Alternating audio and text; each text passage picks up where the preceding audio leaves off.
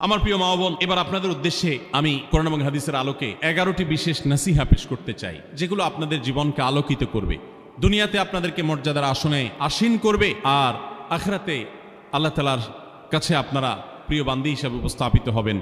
আল্লাহর কাছে আল্লাহর প্রিয় বান্দী হিসাবে উপস্থাপিত হয়ে জান্নাত লাভ করতে পারবেন। এরকম 11টি পরামর্শ বা নাসিহা আপনাদের প্রতি আমার। নাম্বার 1, কোরআন এবং হাদিসের জ্ঞান অর্জন করা। এটা সকল পুরুষ এবং নারী সকলের জন্য ফরজ। কোরআন এবং হাদিসের জ্ঞান অর্জন করা আমাদের জন্য ফরজ। আমরা অনেকেই আছি যারা ইসলামের ফরজ বিধিবিধানগুলো জানি না। আমাদের যেগুলো অবশ্য কর্তব্য সেগুলো আমরা অনেকে জানি না, শুধু নামে মুসলমান। গতানুগতিক কিছু কাজ করি, হাতে গোনা কিছু ইসলামের নামে কাজ করি, বাস মনে করছি আমি মুসলমান হয়েছি। আপনাকে ঈমান সম্পর্কে জানতে হবে।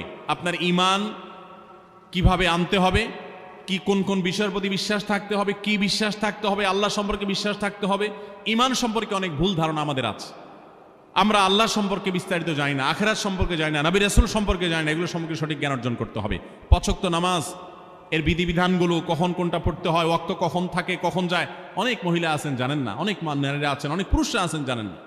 এগুলো জানতে হবে।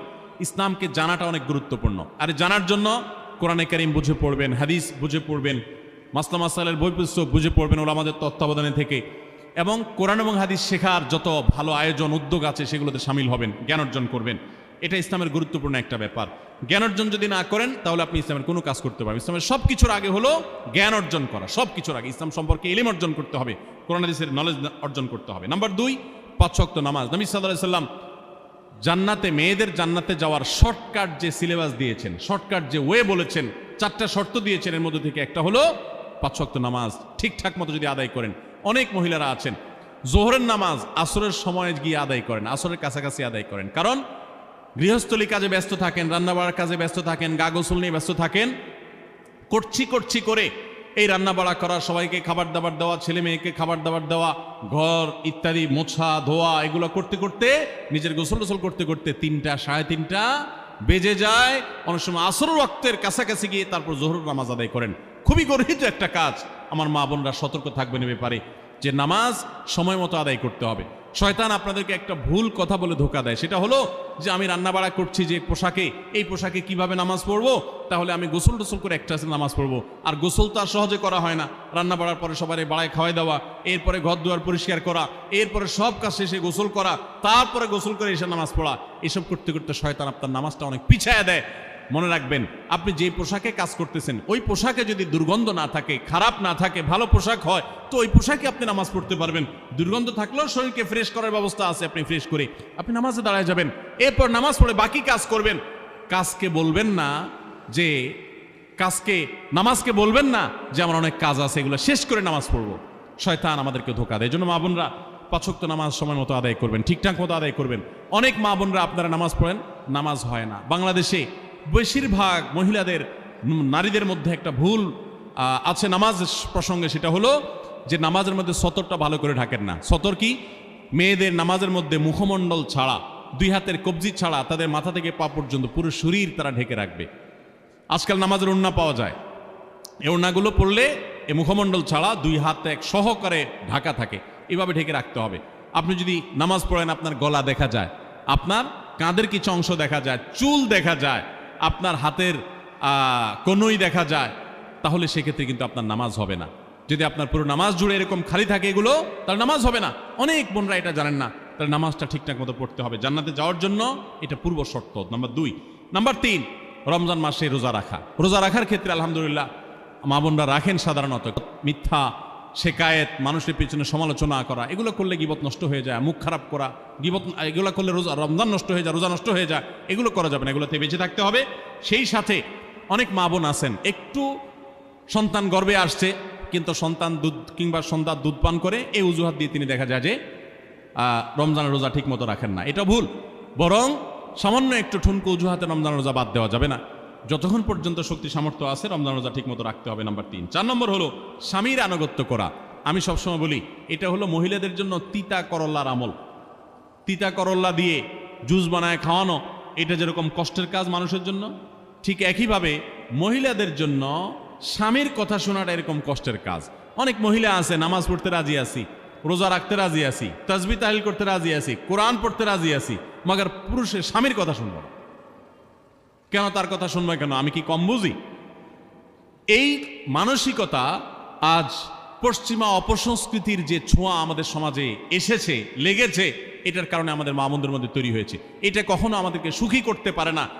একটা ছোট মুদি দোকানেও একজনকে দায়িত্বশীল মানতে হয়, একজন মালিক হয়, আরেকজন অধীনস্থ হয়, একজন ম্যানেজার হয়, আরেকজন তার কর্মী হয়। এতটুক চেইন অফ কমান্ড যদি ঠিক না থাকে, তাহলে একটা ছোট দোকানও সুশৃঙ্খলভাবে চলতে পারে না, সেটাও বিশৃঙ্খল হয়ে যাবে। তাহলে একটা সংসার, একটা পরিবারে একজনকে মুরব্বী না মানলে কিভাবে সেটা চলতে পারে? অবশ্যই একজন নারী তার স্বামীকে অভিভাবক মানবেন, মুরব্বী মানবেন, তাকে মেনে চলবেন। শুধু ইসলামই বলে নাই, পশ্চিমা দুনিয়ার মানুষরাও স্বীকার করে। সাবেক মার্কিন প্রেসিডেন্ট বারাক ওবামার একটা আত্মজীবনীমূলক লেখা ধারাবাহিকভাবে বাংলাদেশে একটি জাতীয় গণমাধ্যমে প্রকাশ হয়েছে অনেক বছর আগে, আমি পড়েছি। সেখানে তিনি পরিষ্কার করে বলেছেন যে আমার দাদি নানিরা পারিবারিক জীবনে যতটা সুখী ছিল, এখন আমাদের স্ত্রী, আমাদের মেয়েরা ততটা সুখী না। অথচ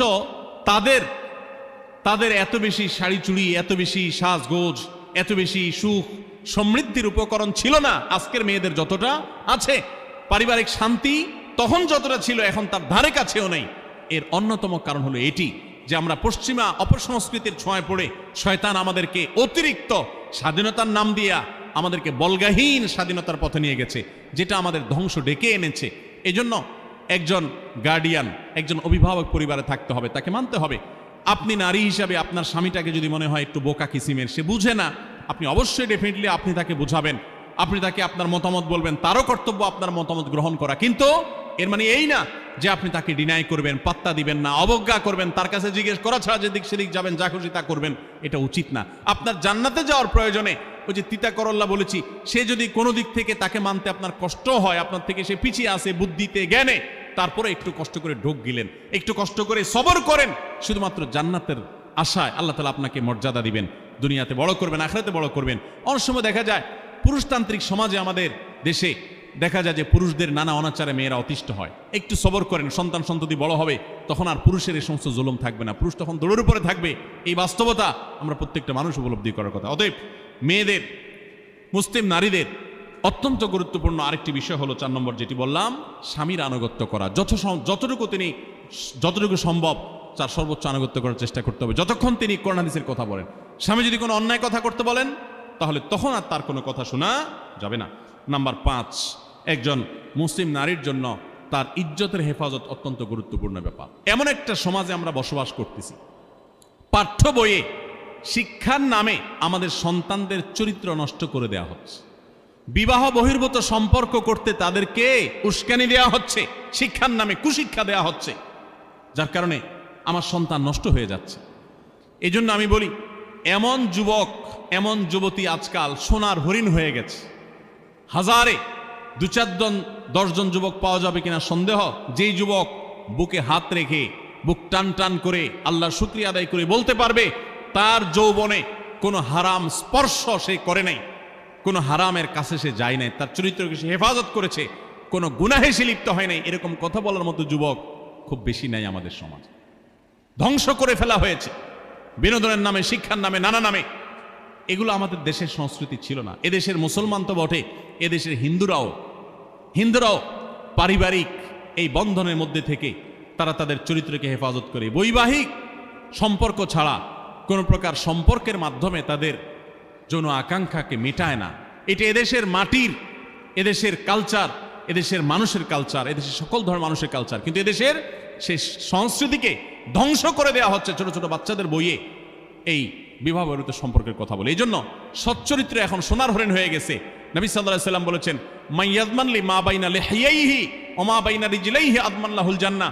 যে ব্যক্তি তার 2 চোয়ালের মাঝখানের অঙ্গ অর্থাৎ মুখ, আর যে ব্যক্তি তার 2 রানের মধ্যবর্তী অঙ্গ, তার লজ্জাস্থানকে হেফাজত করবে, অন্যায় খাতে ব্যবহার করবে না, এটার সংরক্ষণের দায়িত্ব এবং গ্যারান্টি যে ব্যক্তি নিজের ব্যাপারে নিজে নিবে, নবী সাল্লাল্লাহু আলাইহি সাল্লাম বলেছেন, আমি তার জন্য জান্নাতের দায়িত্ব নিয়ে নিলাম।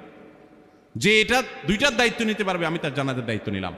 এবং নবী সাল্লাল্লাহু আলাইহি সাল্লাম আরো বলেছেন, আকসারু মা ইউদখিলুন নাস আন-নার, মানুষকে সবচেয়ে বেশি জাহান্নামে নিয়ে যায় কোন জিনিসই?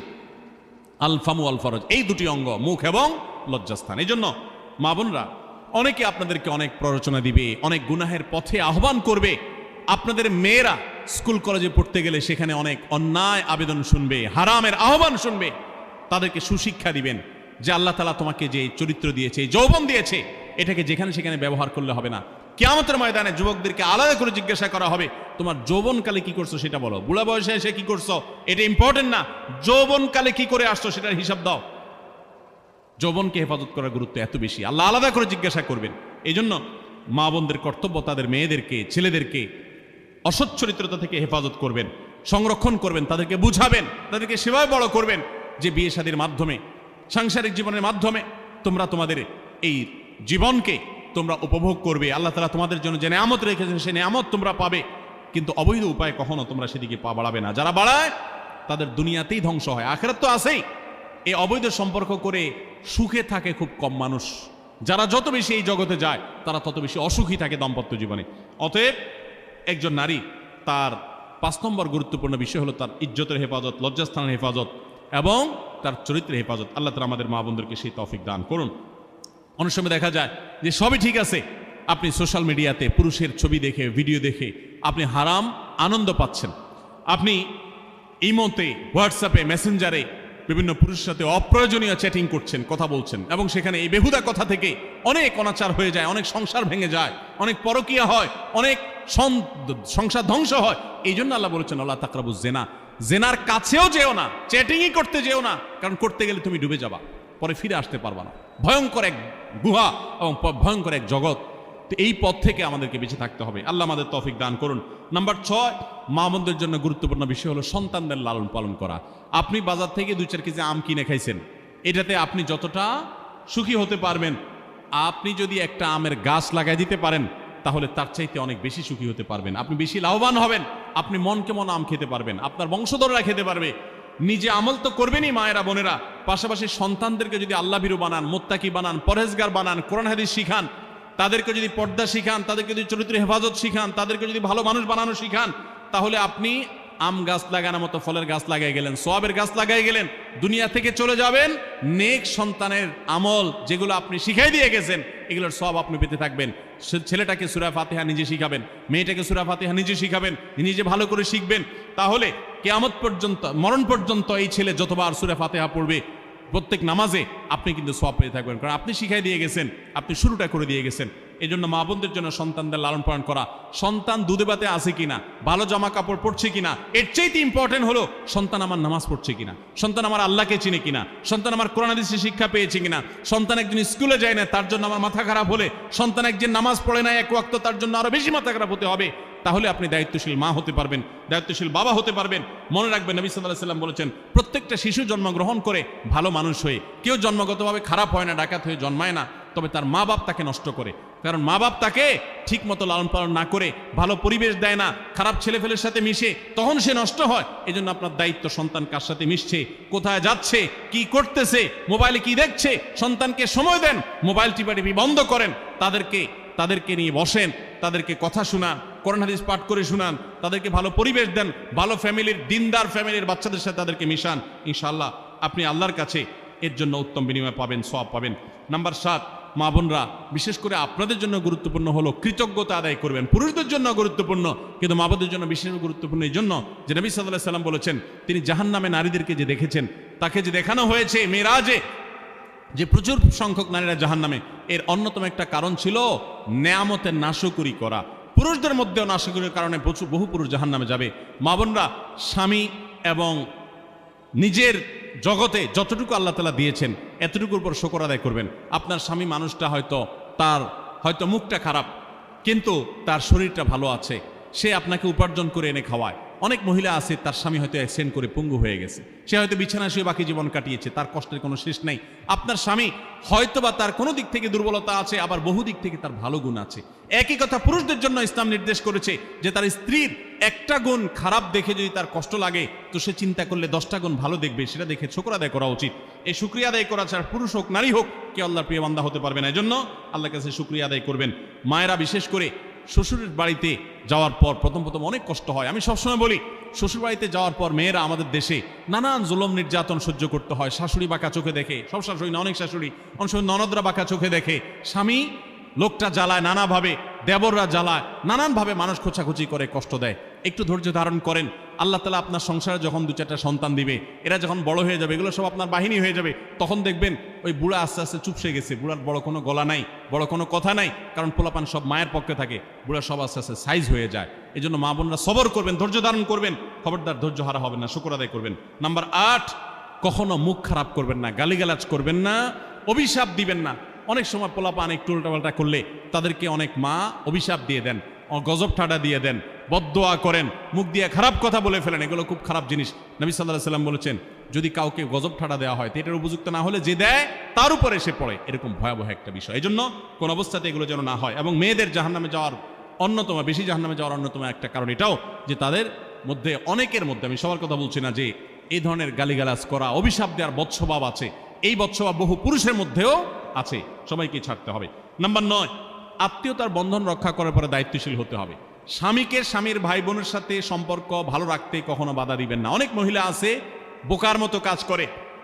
স্বামী যদি স্বামীর ভাইকে টাকা পয়সা দেয় সে অপছন্দ করে, স্বামী যদি স্বামীর বোনকে টাকা পয়সা দেয় সে এটাকে পছন্দ করে না, মা বাপের খোঁজ খবর বেশি নিলে তার কাছে ভালো লাগে না।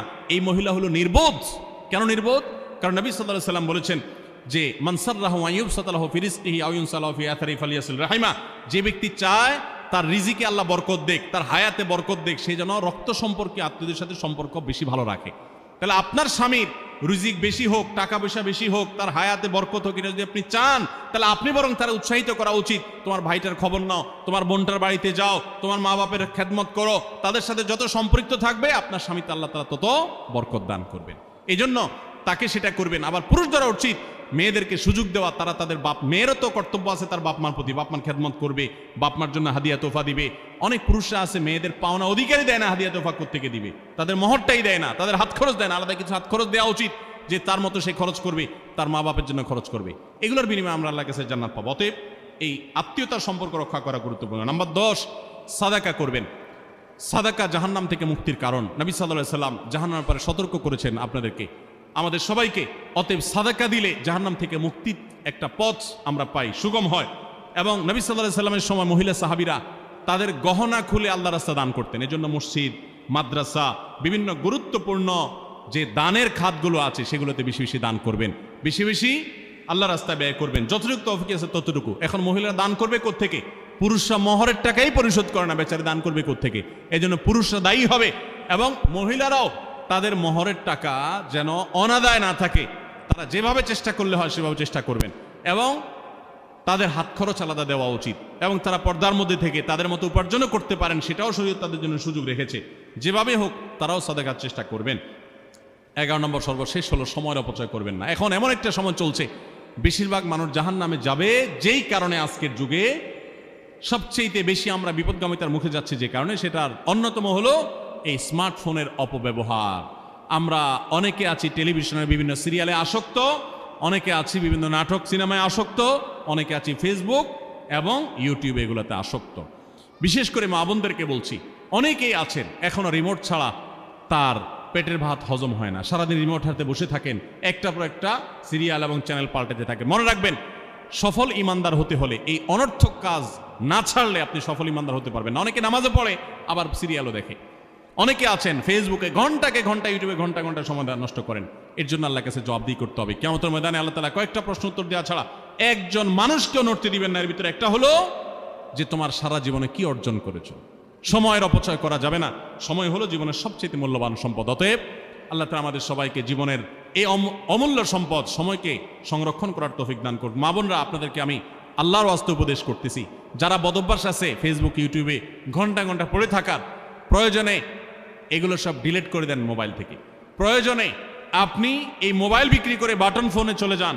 নিজের বদভ্যাসকে নিয়ন্ত্রণ করতে না পারলে প্রথমে চেষ্টা করেন, এরপর না পারলে প্রয়োজনে বাদ দিয়ে দেন। আল্লাহর জন্য যদি ত্যাগটা করেন, কি আমাদের বলতে পারেন, আল্লাহ গুনাহ থেকে বাঁচার জন্য, তোমাকে খুশি করার জন্য আমি স্মার্টফোন পর্যন্ত রাখি নাই, বাটন ফোনে চলে গেছি। আল্লাহ তাআলা খুশি হবেন ইনশাআল্লাহ বিইذنিল্লাহ। বহু মায়েরা তাদের সন্তান নষ্ট হয়ে যাচ্ছে এই মোবাইলের আসক্তি, সিরিয়ালের আসক্তির কারণে। তাদের স্বামীর সাথে সম্পর্ক নষ্ট হয়ে যাচ্ছে এই সমস্ত আসক্তির কারণে, অনেক গুনাহের পথে তারা চলে যাচ্ছেন এই সমস্ত আসক্তির কারণে। এই জন্য এগুলোকে নিয়ন্ত্রণ না করলে আপনি কখনো নেককার হতে পারবেন না। আপনার সন্তানকে মোবাইল দেখে খাওয়াবেন না। আমি আমার সন্তানকে মোবাইল দেখে খাওয়াই না। আমরা সব জায়গায় বলি মোবাইল দেখা, কার্টুন দেখায়, মোবাইল দেখায় বাচ্চাকে খাওয়াবেন না। বাচ্চা কাচ্চা এখন ক্রেজি হয়, আধ পাগল কিসিমের হয়, জিদি হয়, বদমেজাজি হয়, ভাঙচুর করে। কেন হয়? কারণ সারাদিন আপনি ওর মোবাইলে কি দেখান? কার্টুন দেখান। কার্টুন মানে কি? মার মার, কাট কাট, হ্যাঁ, সবকিছু ধ্বংস করে ফেলা, গুলি করা, বোমা মারা, হ্যাঁ, সাপ হয়ে সব খেয়ে ফেলা, এটাই তো। এগুলো বাচ্চাদেরকে ক্রেজি করে, বাচ্চাদেরকে মানসিকভাবে অসুস্থ করে, ধ্বংস করে দেয়। তাদেরকে ফিজিক্যাল খেলাধুলা, শারীরিকভাবে করতে পারে এরকম খেলাধুলার ব্যবস্থা করেন, দৌড়াদৌড়ি করার ব্যবস্থা করেন। বাচ্চারা সুস্থ থাকবে, ভালো থাকবে। মোবাইল থেকে তাদেরকে বাঁচান, টেলিভিশন থেকে তাদেরকে বাঁচান, এবং কার্টুন থেকে, ভিডিও গেমস থেকে তাদেরকে বাঁচান। না বাঁচাতে পারলে আপনার দুনিয়া আখিরাত সব ধ্বংস হয়ে যাবে। অতএব আজকের এই মাহফিল থেকে আসুন, প্রতিজ্ঞা করি যে আমরা সময় নষ্ট করব না, সময়ের অপচয় করব না, প্রয়োজন ছাড়া মোবাইল হাতে গাটাগাটি করব না, ঘন্টায় ঘন্টা মোবাইলকে সময় দিব না। অনেক মেয়েরা আছেন, অনেক পুরুষরা আছেন, এই একটি অপকর্মের কারণে তার শিক্ষা জীবন ধ্বংস হয়ে যায়, চাকরি নষ্ট হয়ে যায়, ব্যবসা লাডে উঠে, মা বাবার সাথে সম্পর্ক নষ্ট হয়, স্বামী স্ত্রীর সম্পর্ক নষ্ট হয়, সাংসারিক জীবন ধ্বংস হয়ে যায়, সবকিছু ধ্বংস হয়ে যায় শুধু এই মোবাইল ফোনের অনিয়ন্ত্রিত ব্যবহার করার কারণে। যারা মোবাইলকে নিয়ন্ত্রণ করতে পারেন না, ডাইরেক্ট হয়ে গেছেন, সারাক্ষণ হাতে মন চায়, তারা একটা শক্ত সিদ্ধান্ত নেন, প্রয়োজনে আমি স্মার্টফোন বিক্রি করে দিব। 6 মাস 8 মাস আপনি কিছুদিনের জন্য, 1 বছরের জন্য বাটন ফোনে চলে যান, এরপর আবার ব্যাক করলে আশা করা যায় আল্লাহ আপনাকে হেফাজত করবেন। এবং ইসলামের নাম দিয়ে, অনেকে বলে আমি ইউটিউবে ওয়াজ শুনি, ফেসবুকে ওয়াজ শুনি, ওয়াজের নাম দিয়া আপনি যে কি করেন কি না করেন সেটা আপনার আরশের মালিক সবই জানেন। অতএব যে ওয়াজ শুনতে গিয়ে আপনার আকাম কুকাম করা লাগে, খারাপ জিনিস দেখা লাগে, ওই ওয়াজ শোনার কথা আপনাকে ইসলাম বলে নেই।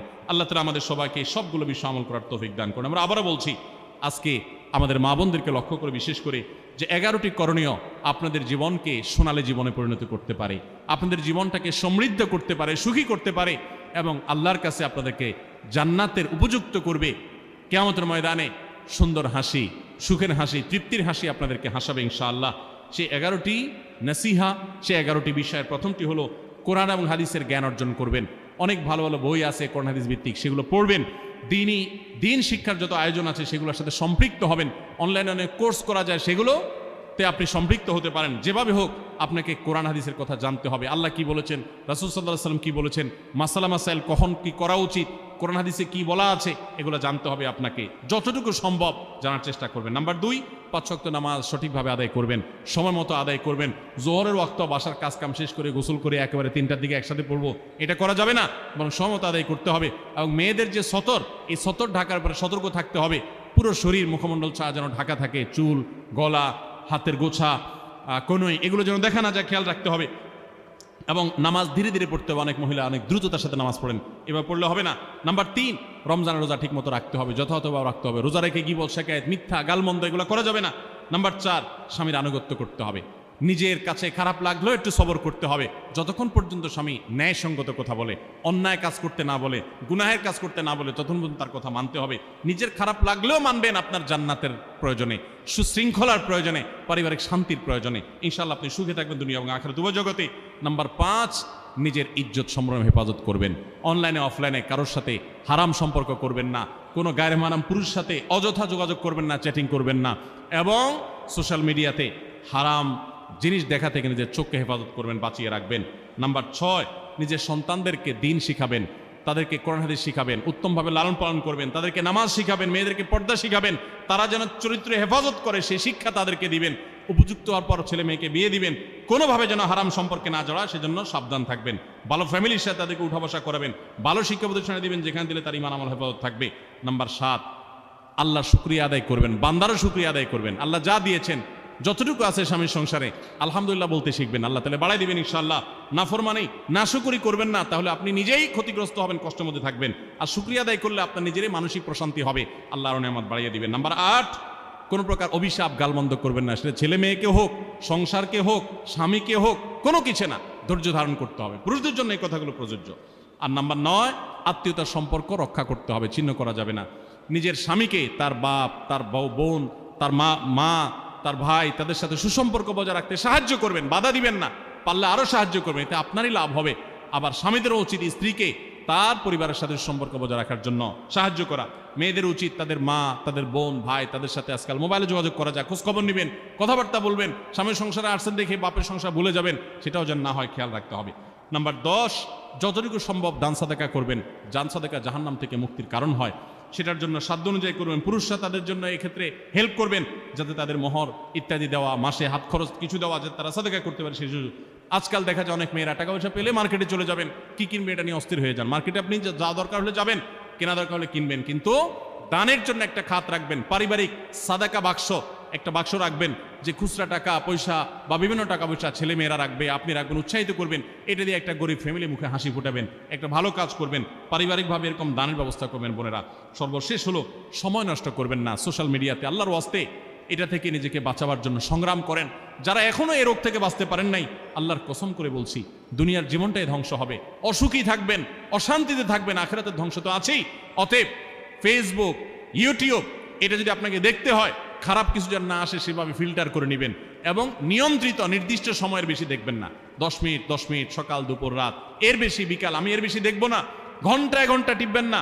অনেক মহিলা আছে, স্বামীকে সময় দেওয়ার সুযোগ নাই, সন্তানের দিকে তাকাবার সুযোগ নাই, উনি টেলিভিশন এবং মোবাইলে আসক্ত, এবং এটা আমাদের সমাজকে ধ্বংস করে দিচ্ছে। নিজের ক্ষতি নিজে করছেন, নিজের পায়ে কুঠারাঘাত করছেন। আল্লাহ তাআলা আমাদের সবাইকে এই সব বিষয়গুলোকে মেনে চলে, এই 11টা পয়েন্টকে মেনে চলে আমাদের মা বোনদের জীবনকে সমৃদ্ধ করার তৌফিক দান করুন। আমাদের সবাইকে আল্লাহ তাআলা আমল করার তৌফিক দান করুন। জাযাকুমুল্লাহু খায়রা ওয়া আখিরু দাওয়ানা আনিল হামদুলিল্লাহি রাব্বিল আলামিন।